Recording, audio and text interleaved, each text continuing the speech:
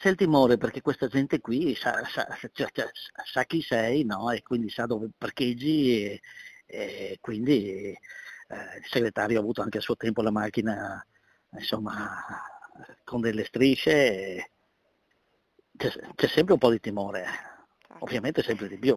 Difficile cancellare la paura per il presidente della Camera di Commercio Mario Pozza dopo le minacce e il tentativo di aggressione subiti ieri fuori dagli uffici di via Fiumicelli. Sono circa le 14, in quel momento sulla città sta imperversando un forte temporale. Quando Pozza esce da una porta di servizio sotto i portici, di fronte all'ingresso trova un gruppo di ragazzi. Trovo i soliti sbandati e mi faccio largo, ma già era mezz'ora che gridavano, battevano pugni e altro. E a quel punto gli dico calmi, e uno si toglie la maglietta e inizia ancora di più a litigare con l'altro, lo butta per terra, gli dà cazzotti e gli dico ragazzi calmi, fermi.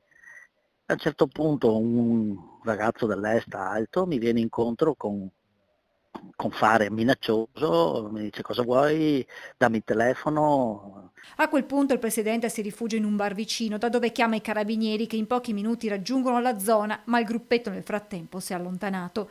Vederti venire contro un ragazzo di oltre 1,80 m con fare minaccioso non è piacevole. Ho avuto paura, racconta ancora Pozza.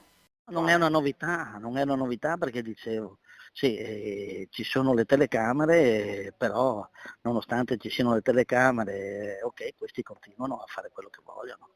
Quindi bisogna togliere l'alcol, insomma non è possibile, poi c'erano dei turisti dentro nel bar, anche il bar era pieno di gente, insomma è brutto vedere questi episodi, questa gente che si rincorre a parolacce, ubriachi, mezzi nudi. È una brutta immagine, sì, ma che è tutta circoscritta in quei 50 metri che sono di porticato.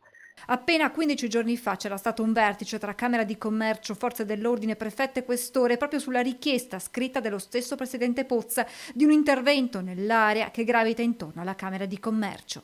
Mi auguro insomma che quanto prima si possa mettere fine a tutto questo. Ecco.